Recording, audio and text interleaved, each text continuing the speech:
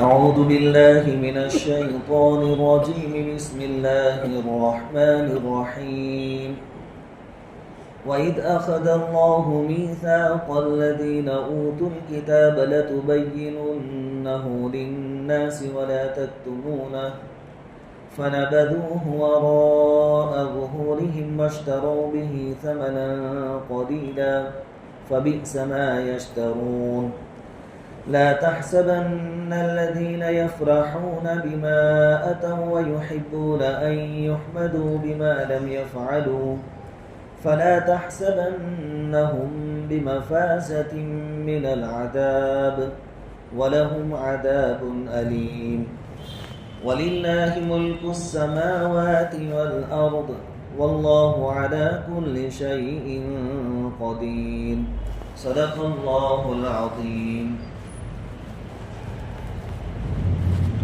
سورۃ آل عمران کی 3 آیتوں کی تلاوت کی گئی ہے. ان 3 آیتوں کا ترجمہ یہ ہے: اور ان لوگوں کو وہ وقت نہیں بھولنا چاہیے جب اللہ نے اہل کتاب سے یہ عہد لیا تھا کہ تم اس کتاب کو لوگوں کے سامنے ضرور کھول کھول کر بیان کرو گے اور اس کو چھپاؤ گے نہیں. پھر انہوں نے اس عہد کو پس پشت ڈال دیا اور اس کے بدلے تھوڑی سی قیمت حاصل کر لی. اس طرح کتنی بری ہے وہ چیز جو یہ مول لے رہے ہیں. یہ ہرگز نہ سمجھنا کہ جو لوگ اپنے کیے پر بڑے خوش ہیں اور چاہتے ہیں کہ ان کی تعریف ان کاموں پر بھی کی جائے جو انہوں نے کیے ہی نہیں، ایسے لوگوں کے بارے میں ہرگز یہ نہیں سمجھنا کہ وہ عذاب سے بچنے میں کامیاب ہو جائیں گے. ان کے لیے دردناک عذاب ہے، اور آسمان اور زمین کی سلطنت صرف اللہ رب العزت کی ہے، اور اللہ تبارک و تعالی ہر چیز پر مکمل قدرت رکھتے ہیں. اس سے پہلے والی آیتوں میں بھی یہود کے اندر جو برائیاں پائی جاتی تھی اللہ تعالیٰ نے وہ بیان فرمائی ہیں. آج جو 3 آیتیں پڑھی گئی اس کے اندر علمائی یہود کے اندر، یہودی علماء کے اندر 2 بڑی بڑی خرابیاں پائی جاتی تھی، اس کو اللہ تبارک و تعالیٰ نے بیان فرمایا. پہلی خرابی یہ تھی کہ جب ان کو کتابیں دی گئی، تورات، انجیل وغیرہ، خاص کر کے یہود کو تورات دی گئی، تو اللہ تعالیٰ نے ان کو حکم دیا تھا تورات کے اندر کہ اس کتاب کے اندر جتنے مضامین ہیں، جتنے ٹاپکس ہیں، سب کھول کھول کر لوگوں کے سامنے بیان کرنا، اور اس کے اندر جو جو احکام بیان کیے گئے ہیں ان میں ہیر پھیر مت کرنا، جوں کا تو بیان کر دینا. تو انہوں نے کیا کیا کہ اللہ تعالیٰ کے اس حکم کو سیدھے سے پیٹھ پیچھے ڈال دیا، یعنی ادھر توجہ ہی نہیں. ان کو حکم تھا تمام مضامین کو کھول کھول کر بیان کرنے کا، لیکن انہوں نے بیان نہیں کیا، علم کو چھپایا، مسائل میں ہیر پھیر کی. علماء یہود، یہ ایک بڑی خرابی تھی. اور دوسری بڑی خرابی یہ تھی کہ کوئی کام نہ کرے اس کے باوجود یہ چاہتے تھے کہ ہماری تعریف ہو اس کام کے اندر، ہم کو کریڈٹ ملے، حالانکہ وہ کام انہوں نے کیا نہیں. اس پر یہ 3 آیت کریمہ اللہ رب العزت کی طرف سے نازل ہوئی. اصل میں ہم جانتے ہیں کہ یہود جو ہیں وہ تو ملک شام اور اس کے اطراف میں بستے تھے. چونکہ ان کے پاس تورات کا علم تھا، اور تورات آسمانی کتاب ہے، اور آسمانی کتاب کے اندر اللہ تبارک و تعالیٰ نے اپنے آخری نبی کی تمام نشانیاں بیان کر دی، اور نبی کہاں ظاہر ہوں گے وہ بھی بتا دیا تھا. تو یہ یہود ملک شام سے مدینہ المنورہ آئے تھے آخری نبی کی تلاش میں، چونکہ نشانیاں انہوں نے تورات میں پڑھی تھی. اور حضور صلی اللہ علیہ وسلم کو نبوت ملنے سے پہلے، چونکہ یہود تو باہر سے آئے تھے اور مدینہ میں مشرکین رہتے تھے، تو یہود اور مشرکین میں جھگڑے ہوا کرتے تھے. تو یہ یہود اس وقت مشرکین سے کہتے تھے کہ آخری نبی آنے والے ہیں اور ہم چونکہ اہل کتاب ہیں تو ہم ان کا ساتھ دیں گے نبی کا, اور جب ہم نبی کے ساتھ ہو جائیں گے اور نبی کے ماننے والے ہم سب مل جائیں گے تو میجورٹی ہماری ہو جائے گی, پھر ہم تم سے بدلا لیں گے اور حکومت ہماری رہے گی. یہ تمام تیاریوں کے ساتھ یہود آئے تھے مدینۃ المنورہ. ادھر آخری نبی آ گئے. نبی کریم صلی اللہ علیہ وسلم نے اپنی نبوت کا اعلان فرمایا. جو جو نشانیاں تورات میں بیان کی گئی تھی یہود حضور صلی اللہ علیہ وسلم کے اندر وہ نشانیاں دیکھ چکے, لیکن ان کو مسئلہ کہاں پیش آ گیا کہ حضور صلی اللہ علیہ وسلم بنی اسحاق میں سے نہیں آئے. بنی اسرائیل کے جو علماء ہیں, اسرائیل حضرت یعقوب علیہ السلام کا دوسرا نام ہے.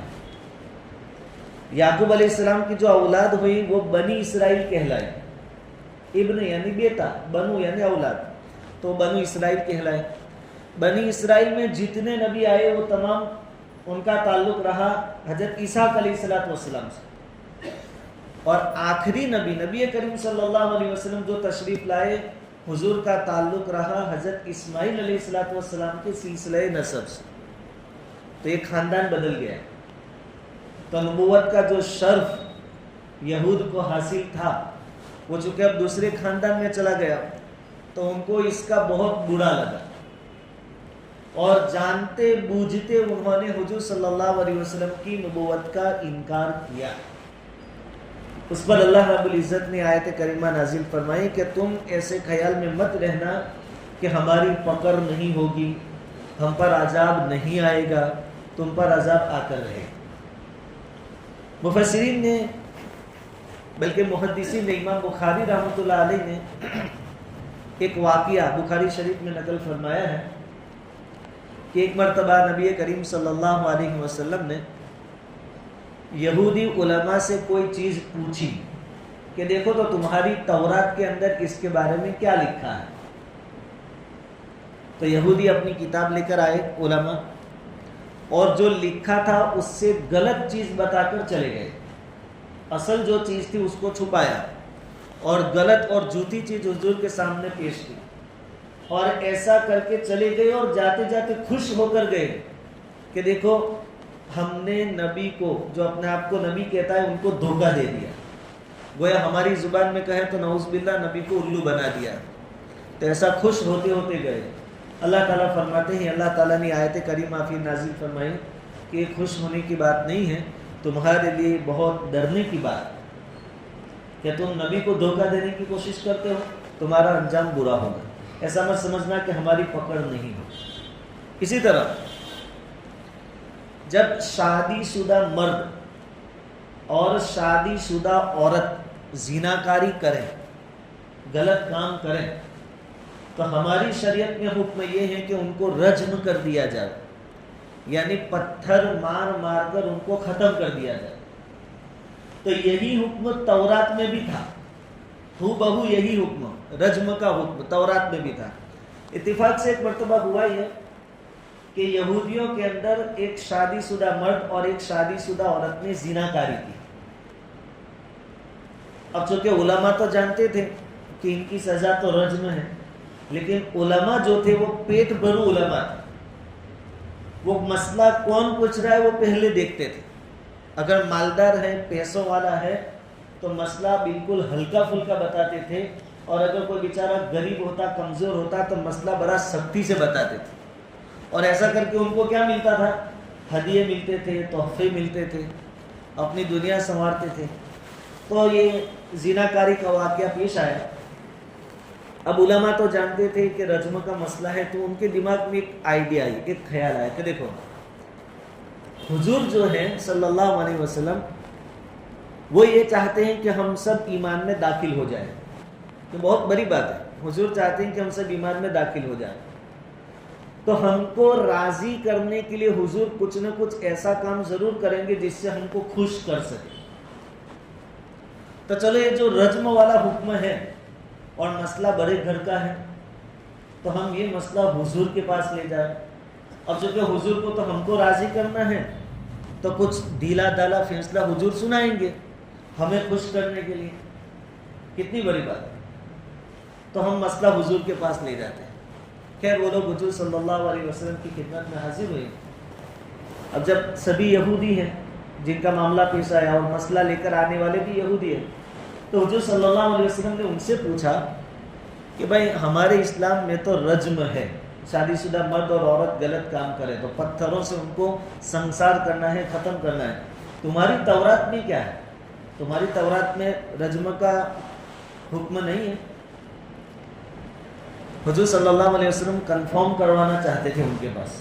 باقی حضور تو فرماتے ہیں کہ اوتیت علم الاولین والآخرین, مجھے تو اگلوں اور پچھلوں تمام کا علم دیا گیا ہے.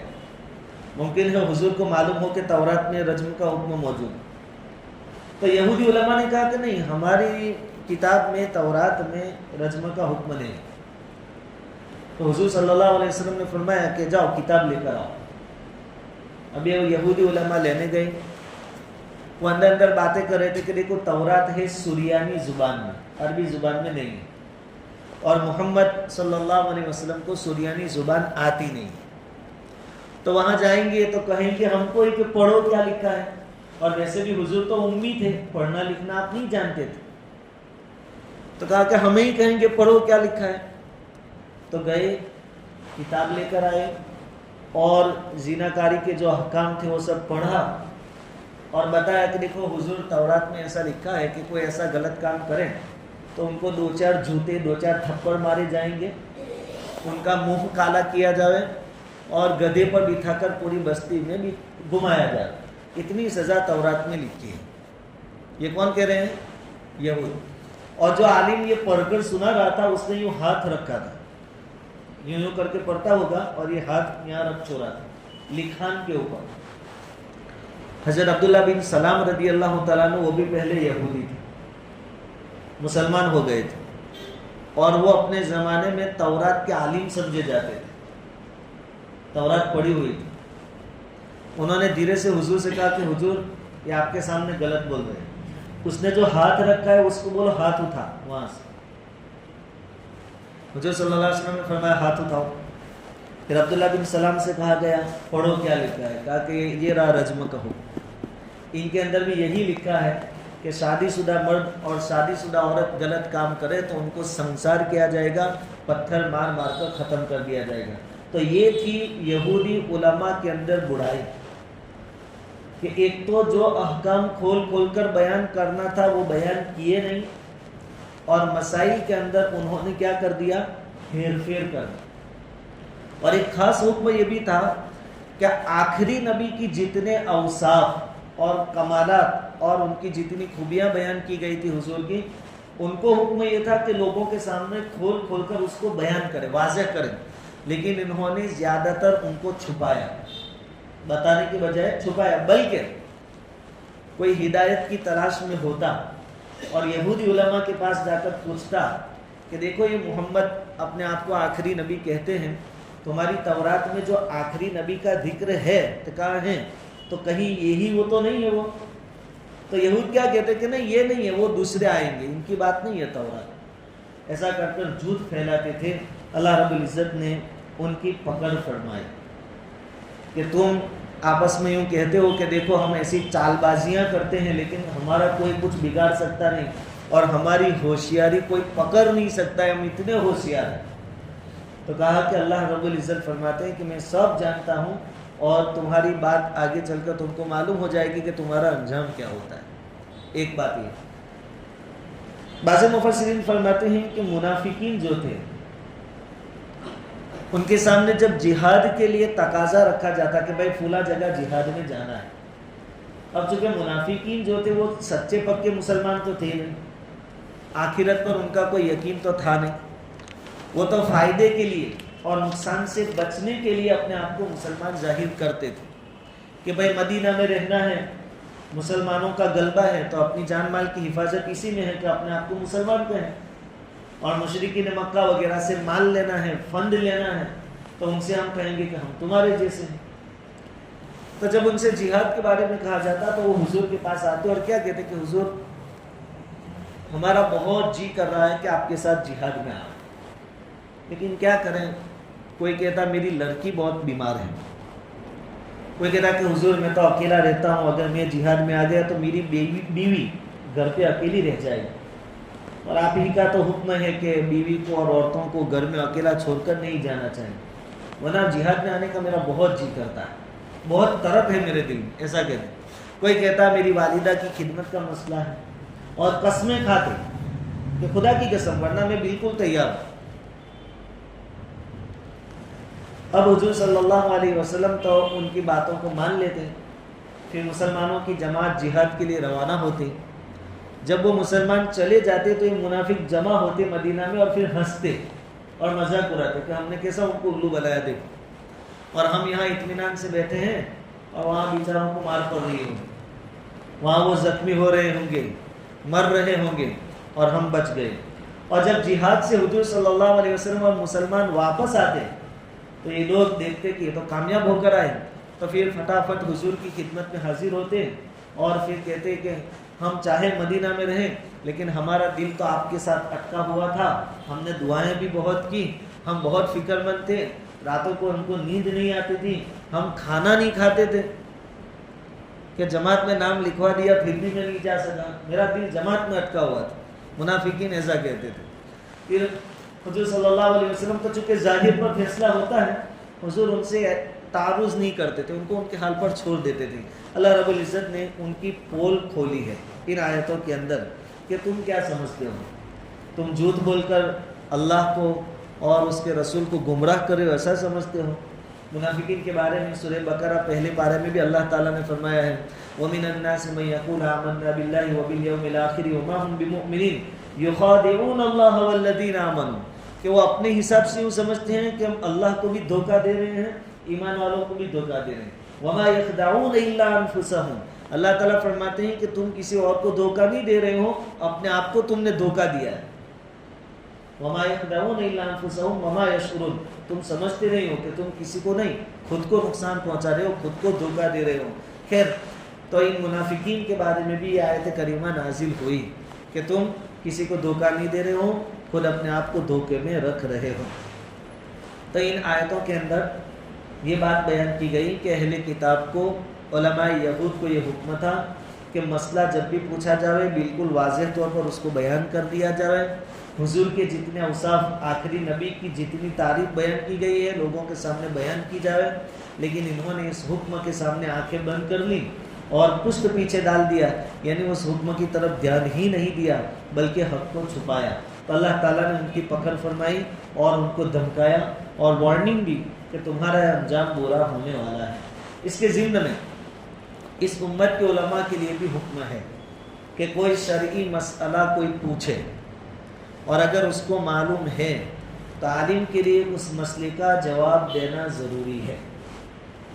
معلوم ہے اس کے باوجود نہیں بتائے گا تو علم چھپانے کا گناہ ہوگا، اور اگر معلوم نہیں ہے پھر بھی بتا دے گا تو بھی گناہ ہوگا۔ جب معلوم نہیں ہے تو آدمی کیسے بتائے گا؟ اپنی عقل لگائے گا، اور شریعت میں عقل کو دخل نہیں۔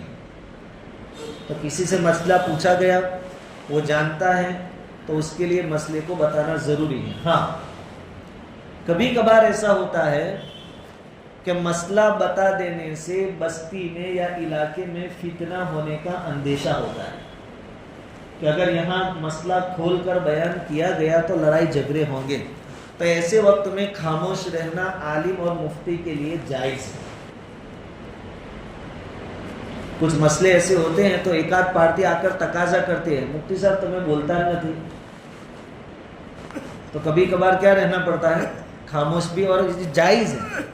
اور ویسے ہی جائز علماء نے نہیں کہا، حضور صلی اللہ علیہ وسلم کی مثال بیان کی کہ دیکھو کعبہ جو ہے، کعبۃ اللہ، اس میں جو حتیم کا حصہ ہے، جو 6 فٹ کی دیوار ہے، باقی حصہ کھلا ہے۔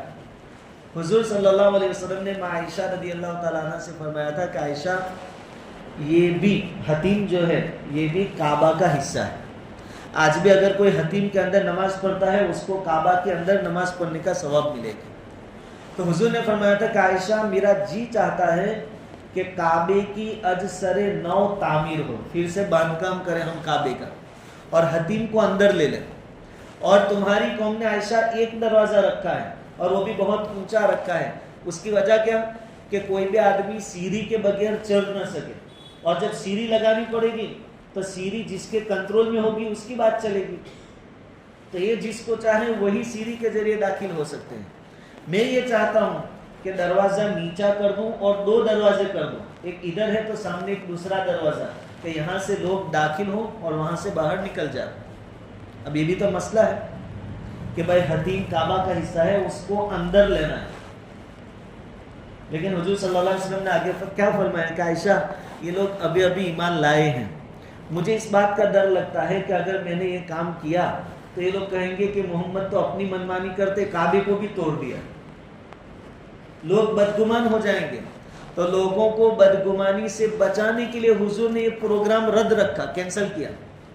باقی حضور چاہتے، کبھی کبھی ہم ضد پر اڑ جاتے ہیں، مسجد کا حصہ ہے مسجد میں لینا پڑے گا، مسجد کا ہے، لیکن حکمت اور مصلحت بھی کوئی چیز ہوتی ہے۔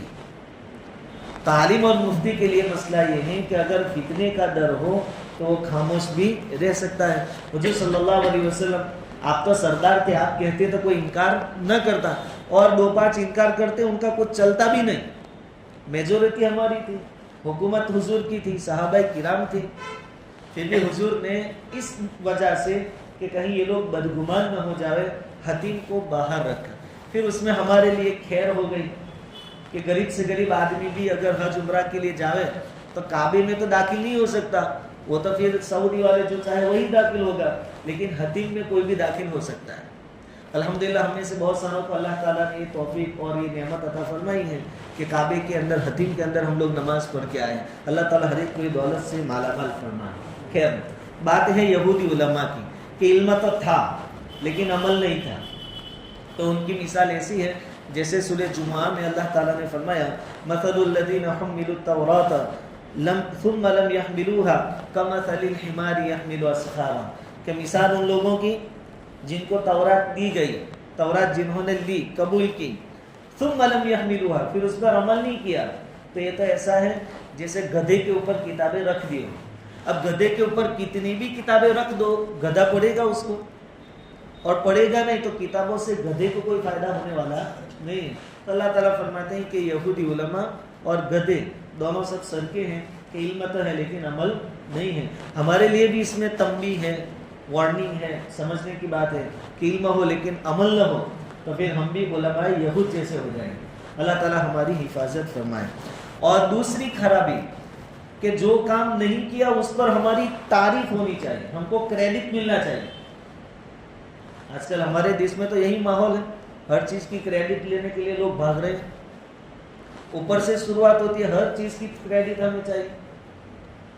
تو یہ علماء یہود، ان کو جب مسئلہ پوچھا جاتا صحیح جواب نہیں دیتے، اور یہ چاہتے تھے کہ لوگوں میں ہمارا چرچا ہو کہ بہت علم ہے ان کے پاس، جھوٹی بات بتا دے، اور جھوٹی بات پر اس بات کی خواہش کرتے کہ لوگ ہمارا چرچا کرے کہ ان کے پاس بہت علم ہے۔ تو کہا کہ کام کیے بغیر کوئی تعریف چاہے یہ بھی ناجائز ہے اور گناہ ہے، اور کام کر کے کوئی تعریف چاہے یہ بھی گناہ ہے، کیونکہ اچھا کام کر کے ہمیں تو صرف کیا امید رکھنی ہے؟ ثواب کی۔ لوگ میری تعریف کریں، میں اس لیے کام کروں، کہا کہ یہ تو ناجائز، یہ تو گناہ ہے، اور یہ تو کام بھی نہیں کرتے تھے اور کہتے تھے کہ ہماری تعریف ہونی چاہیے، بلکہ دکھلاوے کے لیے کام کریں گے، تعریف کے لیے کام کریں گے تو یہ تو ریاکاری ہو جائے گی، اور ریاکاری کو اللہ کے نبی صلی اللہ علیہ وسلم نے چھوٹا شرک قرار دیا ہے۔ یہ بھی شرک ہے، چھوٹا شرک۔ خیر، کبھی کبھار ہمارے دلوں میں بھی چاہت ہوتی ہے کہ لوگوں میں ہماری نیک نامی ہو، لوگوں میں ہمارا اچھائی کے ساتھ تذکرہ ہو، بھائی سیدھی زبان میں کہے کہ لوگ ہمیں اچھا سمجھیں، کبھی ایسا ہوتا ہے دل میں۔ تو یہی مسئلہ مروان بن حکم کے دل میں آیا۔ مروان بن حکم بادشاہ تھا، صحابہ کرام کا زمانہ پایا، تو اس کے دل میں یہ بات آئی۔ انہوں نے اپنے ایک درباری کو حضرت عبداللہ ابن عباس رضی اللہ تعالیٰ عنہ کے پاس بھیجا کہ جاؤ اور حضرت عبداللہ ابن عباس رضی اللہ تعالیٰ عنہ سے پوچھو کہ دیکھو اگر کوئی آدمی کام کر کے لوگ تعریف کریں اس پر خوش ہوتا ہے اور اس بات کو بھی پسند کرتا ہے کہ لوگوں میں میری تعریف ہو، تو اس پر بھی اللہ تعالیٰ عذاب دیں گے۔ حضرت عبداللہ ابن عباس رضی اللہ تعالیٰ عنہما نے فرمایا کہ یہ بات تو یہودیوں کے بارے میں اللہ تعالیٰ نے فرمائی، اور ہمارے لیے مسئلہ یہ ہے کہ اگر ہماری کوئی ایسی نیت نہیں ہے کہ لوگ تعریف کریں، ہم تو بس اچھے کام کیے جا رہے ہیں۔ اب جب اچھے کام کریں گے اور لوگ دیکھیں گے تو لوگ تو باتیں کریں گے، اس میں آدمی کو کوئی گناہ نہیں ہوگا، بلکہ جب آدمی اچھے کام کرتے کرتے کرتے آگے بڑھتا ہے تو اللہ کا محبوب بن جاتا ہے، اور جب اللہ کا محبوب بنتا ہے تو اللہ تعالیٰ جبرائیل علیہ السلام کو بلا کر کہتے ہیں کہ جبرائیل، یہ زمین میں فلاں بندہ ہے، ہمیں اس سے محبت ہے، تم بھی اس سے محبت کرو۔ اوپر سے سسٹم چلتا ہے، جبرائیل تمام فرشتوں سے کہتے کہتے آتے ہیں کہ فلاں جگہ فلاں بندہ ہے، اللہ اس سے محبت کرتے ہیں، میں بھی کرتا ہوں، تم بھی کرو۔ تو پھر اس بندے کی محبت تمام لوگوں کے دلوں میں ڈال دی جاتی ہے۔ جب آسمانوں پر محبت ہے تو زمین پر بھی ہوگی، پھر لوگ جب محبت ہوگی تو تعریف کریں گے، تو ایسے بندے کو کوئی عذاب نہیں ہوگا، اس کو گناہ نہیں ہوگا، اس نے تعریف خود نہیں چاہیے، بلکہ یہ تو اللہ رب العزت کے سسٹم نے کام کیا ہے۔ بس ہمارے لیے سبق یہ کہ ہم صرف اچھے کام کرنے کے مکلف ہیں، نیک اعمال کرنے کے مکلف ہیں، تعریف ہو یا نہ ہو اس کے پیچھے ہم نہ پڑیں۔ اگر آٹومیٹک ہوتی ہے، قدرتی سسٹم کام کرتا ہے اور لوگ تعریف کرتے ہیں تو اس پر اللہ کا شکر ادا کریں، اترائے نہیں۔ اگر پھر اترانے لگیں گے، تکبر آ جائے گا تو پھر گناہ کا مسئلہ آ جائے گا۔ بس اگر لوگ تعریف کرتے ہیں اس پر اللہ کی تعریف کرے کہ اللہ تیرا شکر ہے کہ لوگوں کے دلوں میں تو نے ہماری محبت ڈالی ہے اور لوگ اچھے نام سے ہمیں یاد کرتے ہیں، تیرا شکر ہے۔ لیکن اگر ہم کوشش کریں کہ نہیں، ہر چیز میں لوگ ہماری تعریف کریں، ہر بات میں ہماری تعریف ہو، تو پھر یہ تو گناہ ہو جائے گا۔ ایک صحابی رضی اللہ تعالیٰ عنہ ہے، حضرت ثابت بن قیس انصاری رضی اللہ تعالیٰ عنہ، وہ حضور صلی اللہ علیہ وسلم کی خدمت میں حاضر ہوئے اور عرض کیا کہ خدا کی قسم مجھے تو ڈر ہے کہ میں ہلاک ہو گیا، میں تو جہنم میں جاؤں گا۔ حضور نے فرمایا کہ کیوں، کیا بات پیش آئی؟ انہوں نے کہا کہ اللہ تعالیٰ نے تو اس بات سے منع کیا ہے کہ آدمی ایسے کام پر تعریف کو پسند کرے جو اس نے نہیں کیا۔ ہمارے دل میں چاہت ہوتی ہے کہ ہم کام کریں کہ نہ کریں لیکن تعریف ہو ہماری، تو اس پر تو اللہ تعالیٰ پکڑ فرمائیں گے۔ اللہ تعالیٰ نے تو ایسا فرمایا ہے، حالانکہ میرے دل میں بھی خواہش ہوتی ہے کہ لوگ میری تعریف کریں۔ صحابی یوں کہتے ہیں، میرے دل میں بھی خواہش ہوتی ہے کہ لوگ مجھے اچھائی کے ساتھ یاد کریں، تعریف کریں، تو پھر میں تو عذاب کا مستحق بن جاؤں گا۔ اور اللہ تعالیٰ نے منع فرمایا کہ آدمی تکبر کے ساتھ نہ چلے۔ اللہ تعالیٰ فرماتے ہیں کہ آدمی کو چاہیے کہ تکبر کے ساتھ نہ چلے، لیکن یہ اللہ کے نبی، مجھے بھی تو جمال پسند ہے، یعنی اچھا لباس ہو، اچھے چپل اور جوتے پہنے ہو، اچھی خوشبو لگائی ہو، تو کئی یہ سب چیزیں تکبر میں تو شامل نہیں، کیونکہ اگر تکبر ہوگا تو پھر اللہ تعالیٰ عذاب دیں گے۔ نبی کریم صلی اللہ علیہ وسلم سے آگے کہہ رہے ہیں کہ حضور، اللہ تعالیٰ نے تو یہ بھی فرمایا ہے کہ میرے نبی کے سامنے کوئی اونچی آواز سے بات نہ کرے، میری تو آواز بھاری ہے اور میں تو آپ سے بات کرتا ہوں تو آواز بلند ہو جاتی ہے، تو پھر میری نیکیاں تو برباد ہو جائے گی، تو میرے پاس کیا بچا، میں تو ہلاک ہو گیا۔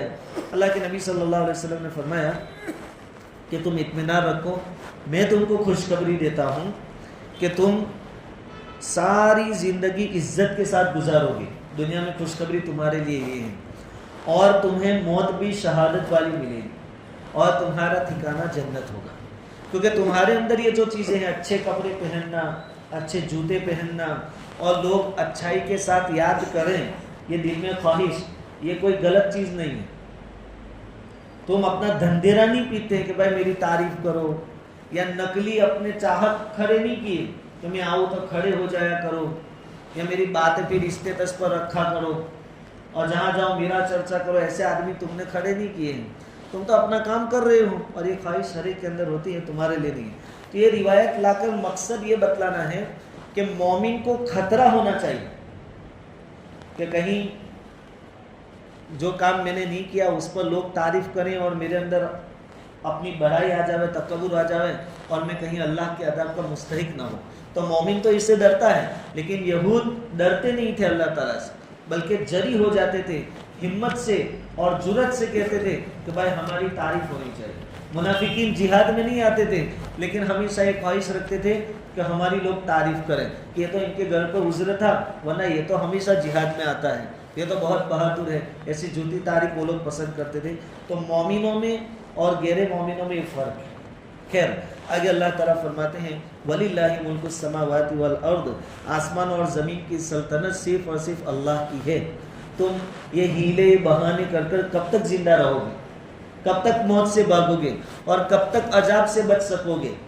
واللہ علی کل شیء قدیر، اور اللہ تعالیٰ ہر چیز پر قادر ہے، تمہیں موت دینے پر بھی قادر ہے اور تمہیں عذاب دینے پر بھی قادر ہے۔ تو اللہ تعالیٰ نے ان 3 آیتوں کے اندر علماء یہود کی جو 2 برائیاں تھے اس کو بیان فرمایا، اور اس کے ضمن میں ہمارے لیے بھی سبق ہے، عبرت ہے کہ ہم بھی دکھلاوے سے دور رہیں، نیک اعمال کرتے رہیں۔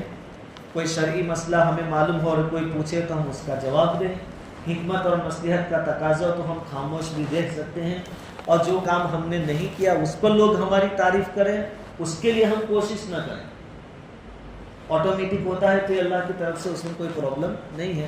اللہ رب العزت کئی سنی باتوں پر عمل کی توفیق عطا فرمائے۔